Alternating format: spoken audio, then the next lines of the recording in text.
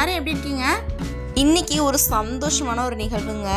அப்படி என்ன அப்படின்னா, இன்றைக்கி திருச்செந்தூர் போயிருந்தோம். திருச்செந்தூர் போகிறது அப்படின்னாவே எனக்கு வந்துட்டு ஒரு இனம் புரியாத ஒரு சந்தோஷம் என் மனசில் வந்துடும்.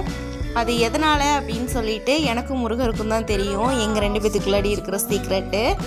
திருச்செந்தூர் போகிறத தாண்டி இன்னொரு சந்தோஷம் அப்படின்னா, சின்ன வயசில் ஒன்றா விளையாண்டுக்கிட்டு ஒருத்தருக்கு ஒருத்தர் சண்டை போட்டுக்கிட்டு இருப்போம். அந்த அக்கா பேர் அபிஷா. வயசில் அந்த அக்கா என்னை விடவும் ஒரு 4-5 வயசு பெரியவங்களாக இருந்தாலும் ஆனால் பழகும்போது அப்படி பழகவே மாட்டாங்க. அவங்களோட குழந்தைக்கு தான் மொட்டை போடுறாங்க நம்ம திருச்செந்தூர் கோயிலில் வச்சு. நம்மளை இன்வைட் பண்ணியிருந்தாங்க. அதனால் நாங்களும் கிளம்பிட்டோம். கோயிலுக்கு போகிறதுக்காக நாங்கள் ஒரு 10 o'clock போல் தாங்க வீட்டிலேருந்து கிளம்புனோம். வீட்டிலேருந்து கிளம்பி ஒரு 1:30 போல் அங்கே போயிட்டோம். நாங்கள் போய் ஒரு அரை மணி நேரம் கழித்து தான் அவங்க வந்தாங்க. அந்த கேப்பில் என் பொண்ணும் பையனும் மாங்காய், வாட்டர்மெலன் அப்படின்னு சொல்லிட்டு எதை விற்றுட்டு போகிறாங்களோ அவ்வளோத்தையும் கூப்பிட்டு வாங்கி சாப்பிட்றாங்க. என்னடா நடக்குது இங்கே அப்படிங்கிற மாதிரி ஐஸ்கிரீம் வாங்கி சாப்பிட்றாங்க. அப்புறம் பஞ்சு மிட்டாய் வாங்கி சாப்பிட்றாங்க. பார்த்தானே என் ஹஸ்பண்டும் ஜாயின்ட் ஆகிக்கிட்டாரு. அப்புறம் நம்ம மட்டும் சும்மா இருக்கணுமான்னு நானும் ஐஸ்கிரீம் வாங்கி சாப்பிட ஆரம்பிச்சிட்டேன். பட் நல்லா தான் இருந்துச்சுங்க. ஃபேமிலியாக இந்த மாதிரி கோயிலில் போய் டைம் ஸ்பெண்ட் பண்ணால் நல்லா தான் இருந்துச்சு. ஆனால் நான் இது வரைக்குமே நாங்கள் திருச்செந்தூர் போனால் மேக்ஸிமம் காலையில் போவோம், மதியானத்துக்குள்ளே வீட்டுக்கு வந்துடணும் அப்படிங்கிற ஒரு மைண்ட் செட்லேயே தான் போவோம். மொட்டை போடுறதா இருந்தால் மொட்டை போட்டு குளிச்சுட்டு உடனே கிளம்பிடுவோம். சாமி கும்பிட்டுட்டு உடனே கிளம்பிடுவோம். ஆனால் அன்றைக்கி ஃபுல்லாகவே நாங்கள் மதியானம் போனோம். பட் நைட்டு வரைக்கும் இருந்துட்டு நல்லா ஜாலியாக டைம் ஸ்பெண்ட் பண்ணிட்டு வந்தோம். இப்படியே டைம் ஸ்பெண்ட் பண்ணிகிட்டு இருக்கும்போது ஒரு வழியாக அவங்களும் வந்துட்டாங்க. வந்ததுக்கப்புறமா டோக்கன் எடுத்துகிட்டு முடி எடுக்கிற இடத்துக்கு போயிட்டோம். நான் நிறைய வீடியோ வந்துட்டு எடுக்கலை. எனக்கு எடுக்கிறதுக்கு குழந்தைங்கள வச்சுக்கிட்டு எனக்கு அது சிரமமாக இருந்துச்சு. ஒவ்வொரு இடத்துல தான் எடுத்தேன். அதை வச்சு மேனேஜ் பண்ணி ஃபுல் வீடியோவையும் எடிட் பண்ணிடலாம் அப்படின்னு சொல்லிட்டு இது பண்ணிட்டேன். ஒரு மொட்டையோட விடக்கூடாது அப்படின்னு சொல்லிட்டு நான் சொன்னேன் இல்லையா, அபிஷாக்காவோட அம்மா வந்துட்டு முடி எடுத்தாங்க. அப்புறம் வந்துட்டு பூ முடியுமே வந்துட்டு எக்ஸ்ட்ரா கொடுத்துக்கிட்டாங்க. 1, 3 இல்லைன்னா 5 அந்த மாதிரி தான் கொடுக்கணும் அப்படிங்கிற மாதிரி சொன்னாங்க. அதனால் 3 பூ முடி அப்புறம் 2 மொட்டை கொடுத்தாங்க.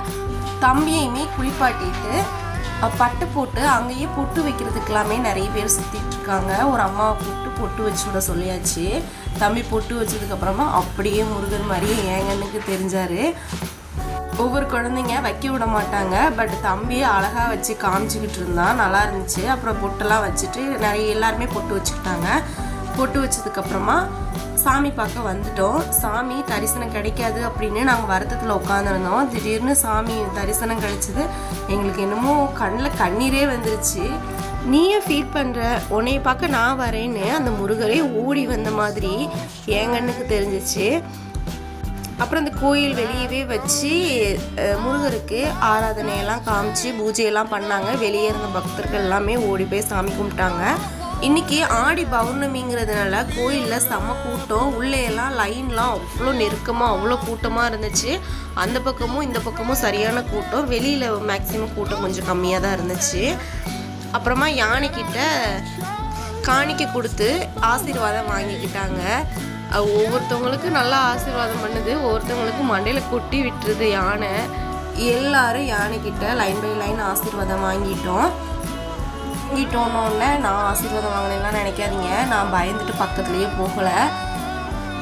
எல்லாருமே ஆசீர்வாதம் வாங்கிக்கிட்டாங்க. நான் தூரத்துலேருந்து பார்த்து ரசிக்க மட்டும் தான் செஞ்சேன். கோயிலை சுற்றி பார்த்தா அங்கங்கே மயில் இருந்துச்சு. பார்க்க ரொம்ப அழகாக இருந்துச்சு.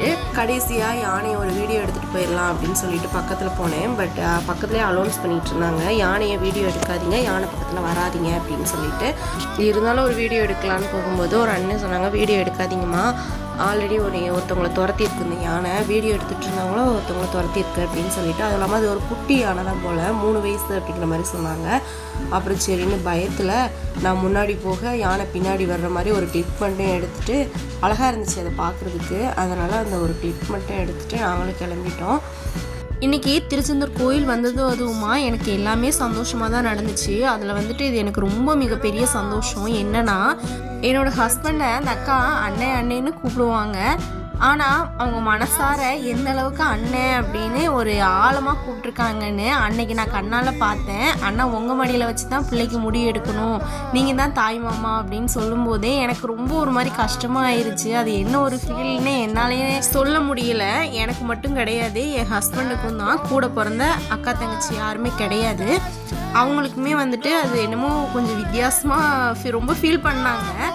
அதே மாதிரி தாய் மாமாவுக்கு ட்ரெஸ் எல்லாம் எடுத்து கொடுக்கணும் அப்படின்னு சொல்லிட்டு எல்லாமே முறைப்படி பண்ணாங்க. பட் அதெல்லாம் என்னால் வீடியோவில் கேப்சர் பண்ண முடியல. குழந்தைங்கள வச்சுட்டு ஃபோன் எடுத்துகிட்டு இருந்தேன்னா என் ஹஸ்பண்ட் என்னை கண்ணா பின்னான்னு திட்டுவார். அதனால் நான் அதெல்லாம் வீடியோலாம் எடுக்கலை. அவங்களுமே அது வீடியோ எடுக்கலை. என்ன ஒரு மன கஷ்டம் என்னென்னா, குழந்தைக்கு ஏதாவது ஜுவல் எடுத்துகிட்டு போயிருக்கலாம். எனக்கு இப்படி ஒரு சுச்சுவேஷன் வரும்னு தெரிஞ்சிருந்தால் கண்டிப்பாக ஜுவல் எடுத்துகிட்டு போயிருப்பேன். நான் சும்மா கையில் ரூபா கொடுத்துட்டு ட்ரெஸ் எடுத்து கொடுத்துட்டு வந்துடலான்னு ட்ரெஸ் மட்டும் தான் எடுத்துகிட்டு போயிருந்தேன். அது கொஞ்சம் மனசுக்கு கஷ்டமாக இருந்துச்சு. அது இன்னொரு நாள் தம்பிக்கு செஞ்சிடலாம் அப்படின்னு சொல்லிட்டு இவங்களுமே சொல்லிட்டாங்க. அப்புறம் ஒரு வழியாக சாமியெல்லாம் பார்த்துட்டு கோயிலேருந்து கிளம்புறதுக்கு முன்னாடி நாங்கள் ஒரு ஃபேமிலி ஃபோட்டோ எடுத்தோம். அது லாஸ்ட் எண்டில் வந்துட்டு ஜாயின் பண்ணுறேன். நீங்களும் ஒருவேளை திருச்செந்தூர் போகிறீங்க அப்படின்னா காலையில் போகாமல் இல்லைன்னா நாள் நைட்டு அந்த மாதிரி போய் ஸ்டே பண்ணிவிட்டு விடிய காலையில் சாமி பார்த்துட்டு வர்றது நல்லாயிருக்கும்.